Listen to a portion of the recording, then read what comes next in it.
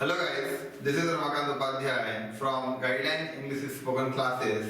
आज मैं आप लोगों के लिए एक बहुत ही इंटरेस्टिंग, बहुत ही आपके लिए यूजफुल एक वीडियो लेक्चर लेकर आया हूं, जिसका टाइटल हमने दिया है केस टेबल। केस टेबल आज आपके इस वीडियो लेक्चर्स का नेम रहेगा। इस केस टेबल वीडियो लेक्चर में आप उन सभी समस्याओं का समाधान पाएंगे जो कि आपको आज तक आपके पैसिव ट्रांसलेशंस में सामना करना पड़ती थी, लेकिन मैक्सिमम बच्चों को एक्टिव से पैसिव कन्वर्ट करने में या पैसिव से एक्टिव कन्वर्ट करने में सबसे ज्यादा जिन समस्याओं का सामना करना पड़ता है वो होते हैं सब्जेक्ट का प्रॉपर सही ऑब्जेक्ट चुनना और ऑब्जेक्ट का सही सब्जेक्ट चुनना। आज हमारा ये जो टाइटल है केस टेबल, इस केस टेबल के माध्यम से मैं आपको वे सभी सब्जेक्ट, ऑब्जेक्ट और पॉसेसिव्स के फॉर्मेट समझाने वाला हूं जो कि आपकी इंग्लिश में इस्तेमाल होते हैं।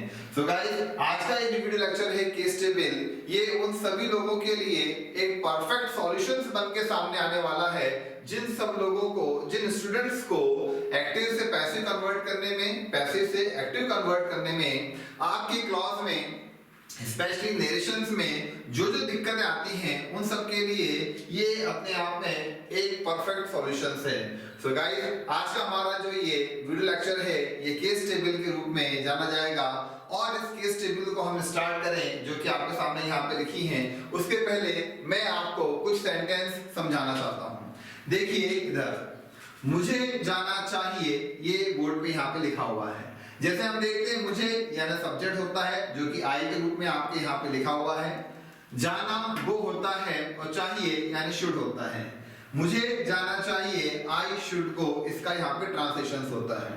ये एक शुड स्ट्रक्चर है जिसमें से मैंने एग्जांपल लिए हैं, जिसको मैं बहुत पहले शुड स्ट्रक्चर पार्ट 1 के माध्यम के रूप में आपको यहाँ पे पढ़ा चुका हूँ। यदि आपको इसकी डिटेल देखना है तो आप वहां पे जाके देख सकते हैं, इसका लिंक मैंने डिस्क्रिप्शन में दे रखा है। तो गाइस, मुझे जाना चाहिए, आपने यहाँ पे सब्जेक्ट अंडरलाइन करा हिंदी में मुझे, और आपने उसका ट्रांसलेशन किया इंग्लिश में आई के रूप में। जब हम बात करते हैं अगले सेंटेंस की, उसने मुझे मारा, तो यहाँ पे आपका सब्जेक्ट होता है उसने यानी ही, मारा जो कि past indefinite, past simple tense का एक सेंटेंस है जो कि अफर्मेटिव कैटेगरी को बिलोंग करता है। तो यहाँ पे उसने मुझे मारा, उसने सब्जेक्ट हुआ, मुझे ऑब्जेक्ट के लिए अंडरलाइन किया गया, क्योंकि हम जानते हैं सब्जेक्ट को कैसे पहचानते हैं, किससे, किसको, वगैरह वगैरह शब्दों को इस्तेमाल करके हम ऑब्जेक्ट को कंफर्म करते हैं। तो यहाँ पे किसको मारा, तो उसने मुझको मारा या मुझे मारा, तो ये आपका ऑब्जेक्ट बन के आया, इसका प्लेस यहाँ पे डिसाइड हुआ ऑब्जेक्ट, तो ये आपका मुझे यहाँ पे मी के रूप में कन्वर्ट हुआ। तो गाइस देखिए, मुझे यहाँ पे आपका आई बनता है, मुझे सेम हिंदी आपकी यहाँ पे आई के रूप में कन्वर्ट होता है, और सेम हिंदी यहाँ पे मुझे आपका एज ए मी के रूप में कन्वर्ट होता है। तो क्या और कैसे और किस तरह से आपके ये सब्जेक्ट और ऑब्जेक्ट के प्लेस चेंज होते हैं। अगर हम बात करें हिंदी की, तो आप देख रहे होंगे यहाँ पर भी शुद्ध हिंदी में मुझे लिखा है, यहाँ पे मुझे लिखा है, लेकिन दोनों के ट्रांसलेशन में काफी अंतर आ रहा है। तो अक्सर जो स्टूडेंट्स को प्रॉब्लम्स आती है वो यही आती है कि दिखने वाली एक जैसी हिंदी अपना प्लेस कैसे चेंज करती है। तो इसका एकमात्र रीजन है, और रीजन ये है कि आपको ये पता होना चाहिए कि एक्चुअल में इनका प्लेस क्या डिसाइड हुआ है। जो इनका प्लेस डिसाइड होता है उस प्रकार से इनकी हिंदी और उनका ट्रांसलेशन हमेशा होता है। तो गाइस, अब हम इस केस टेबल की तरफ जाने वाले हैं, जिसमें आपको सब चीजों के बारे में काफी डिटेल में बताया जाएगा। आप ये बस ये जाना कि मुझे यहाँ पे आई बना, मुझे यहाँ पे मी बना, क्यों बना, कैसे बना, वो अब मैं आपको इस केस टेबल के माध्यम से समझाने वाला हूँ। जैसे कि आप देख रहे हैं यहाँ पे केस टेबल है। केस टेबल में यहाँ पे सबसे पहले हेडिंग लिखी है सब्जेक्ट, बाजू में हेडिंग लिखी है ऑब्जेक्ट, एंड थर्ड हेडिंग है पॉसेसिव। तो सबसे पहले हम इनकी जो हेडिंग है उसकी हिंदी के बारे में बात करें। सब्जेक्ट यानी होता है आपके वाक्य का कर्ता, जिसके द्वारा ही समस्त प्रकार के वाक्यों का निर्माण किया जाता है, और जो कि आप बहुत अच्छे से जानते हैं। ऑब्जेक्ट वे सारे वर्ड्स होते हैं जिन पे जाके आपके वाक्य का, आपके सेंटेंस का कार्य पूरा होता है, जहां पे आपके समस्त प्रकार के वाक्यों के कार्यों का समापन हो, जहां पे जाके आपके सभी सेंटेंस का एंडिंग हो, वे ऑब्जेक्ट्स होते हैं। और पॉजेसिव वे वर्ड्स होते हैं कि जब कभी भी सब्जेक्ट को अपने किसी भी व्यक्ति, वस्तु, स्थान पे अपना मालिकाना हक, अधिकार एवं रिश्ता बतलाना हो तो वहां पे ये वर्ड्स काम आते हैं। फिर से बोलूं मैं, जब कभी भी सब्जेक्ट्स को अपने किसी भी व्यक्ति, वस्तु, स्थान पर मालिकाना हक, अधिकार, रिश्ता बतलाना हो तो वहां पे पॉजेसिव वर्ड्स काम आते हैं। तो गाइस ये हुआ इनका हेडिंग का meaning, subject, object and possessive. अब हम बात करते हैं सब्जेक्ट्स की, तो I, we, you, they, plural noun, he, she, it, singular noun, आप इनको बखूबी पहचानते हैं। अब तक आपके द्वारा कई प्लेसेस पे इनका इस्तेमाल किया जा चुका है। आप बहुत अच्छे से जानते हैं आई, वी, यू, दे को और ही, शी, इट, सिंगुलर नाउन को। तो गाइस स्पेशली सब्जेक्ट्स में ऐसी कहीं कोई दिक्कत नहीं है जहां पे हम बोलेंगे subject is a problem. Subject का मेन आपको ऑब्जेक्ट याद होना चाहिए कि आई का जो मेन ऑब्जेक्ट होता है वो होता है मी, और मी से यदि मैं रिवर्स काउंट करूं तो बनेगा आई। आपको ये याद रखने का सबसे ज्यादा काम है कि आई से मी बनता है, और यदि मी से पूछा जाए कि आपका सब्जेक्ट क्या होगा तो आपको ध्यान देना पड़ेगा मी का बनेगा आई। वी का ऑब्जेक्ट होता है अस, और अस से यदि पूछे आपका सब्जेक्ट क्या है तो वो बनेगा वी। यू का ऑब्जेक्ट होता है यू, और यू का मेन सब्जेक्ट होता है यू। दे का ऑब्जेक्ट देम, और देम का सब्जेक्ट दे। गाइस आपको कहीं कोई दिक्कत तो नहीं आ रही है? आई होप आपको समझ में आ रहा होगा कि एक्चुअल में ये सेम चलते हैं, ये पूरा चेन बना हुआ है, ये तीन वर्ड्स का कंप्लीट फॉर्मेट है।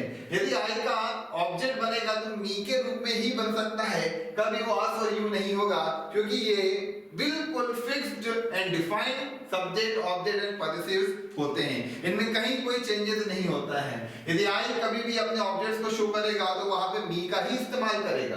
तो आई का मी, वी का अस, यू का यू, दे का देम। अब हम बात करें प्लूरल नाउन की, तो प्लूरल नाउन को आप ये माने कि प्लूरल यानी दो या दो से ज्यादा, नाउन यानी नाउन।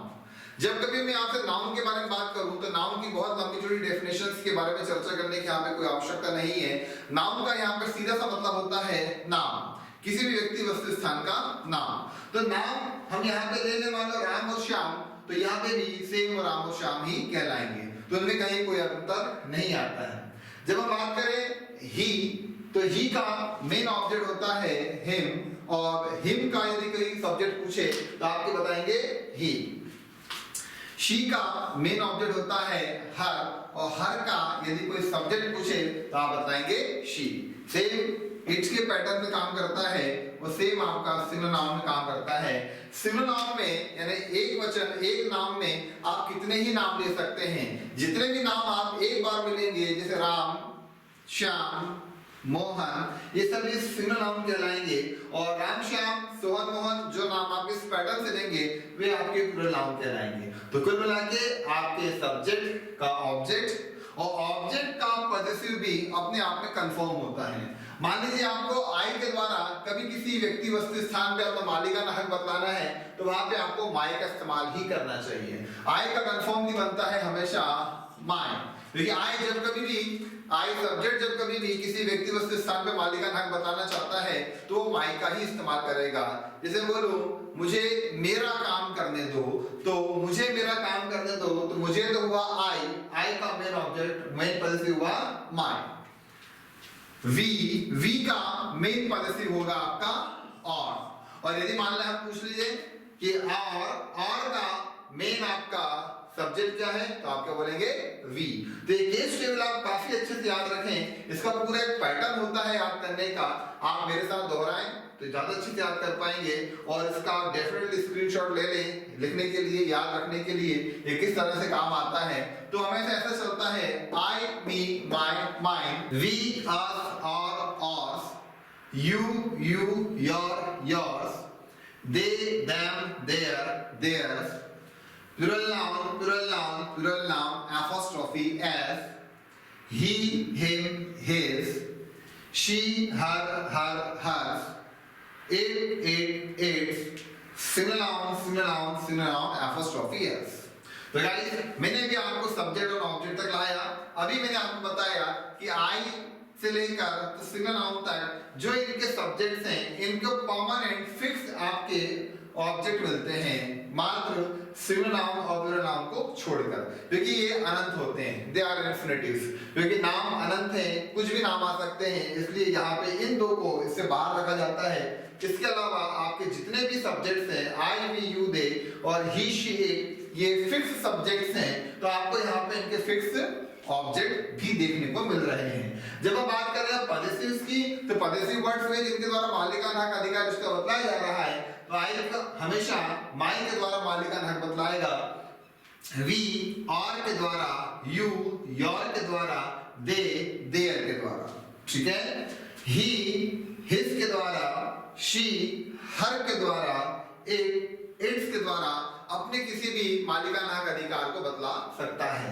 जैसे बोलूं उसने, मान लीजिए लड़का है, उसने उसके भाई को मारा, तो he beat, second form past simple, he beat his brother.